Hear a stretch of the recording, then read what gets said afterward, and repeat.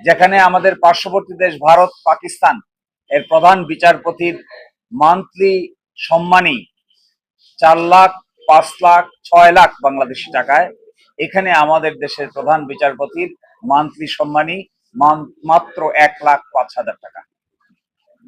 এই প্রেক্ষাপটে financial security ছাড়া স্বাধীন সার্বভৌমভাবে বিচারকের দায়িত্ব পালন করা অত্যন্ত দুরূহ ব্যাপার। আরেকটি অত্যন্ত দুরূহ হয়ে দাঁড়িয়েছে, আপনারা দেখবেন যে হাজার হাজার মামলা হাইকোর্টে পেন্ডিং আছে। এগুলো কোনো পরিপূর্ণ রিসার্চ অফিসার না থাকার কারণে হাইকোর্ট বিভাগে তার সঠিক কোয়ালিটেটিভ নিষ্পত্তি হওয়া সম্ভব হচ্ছে না। যদিও উচ্চ আদালতে আপিল বিভাগে রিসার্চ অফিসার নিয়োগ দেওয়া হয়েছে, কিন্তু হাইকোর্ট ডিভিশনে কোনো বিচারকের সঙ্গে সহযোগিতা করার মতো কোনো রিসার্চ অফিসার না থাকায় আমাদের ভারতীয় উপমহাদেশের অন্যান্য দেশের তুলনায় এই বিচার বিভাগ মুখ থুবড়ে পড়তে যাচ্ছে। বিচারকের সংখ্যা বাড়ানো হচ্ছে, কিন্তু মামলার সংখ্যা কমছে না।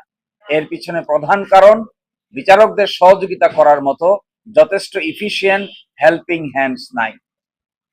এবং এই দুটো বিষয়েই আমরা এখানে ডাইরেকশন চেয়েছি। একই সাথে এই দুটো আইনকে আমরা বলেছি কেন অসাংবিধানিক হবে না, কারণ সংবিধানের 147 অনুচ্ছেদ এবং 94 অনুচ্ছেদ অনুযায়ী বিচারকদের আর্থিক স্বাধীনতা নিশ্চিত করা একান্ত প্রয়োজন। অন্যথায় অনুরাগ, বিরাগ, লোভ বা প্রলোভনের ঊর্ধ্বে উঠে বিচার বিভাগীয় দায়িত্ব পালন করা এটি অনেকটাই চ্যালেঞ্জিং হয়ে দাঁড়িয়েছে।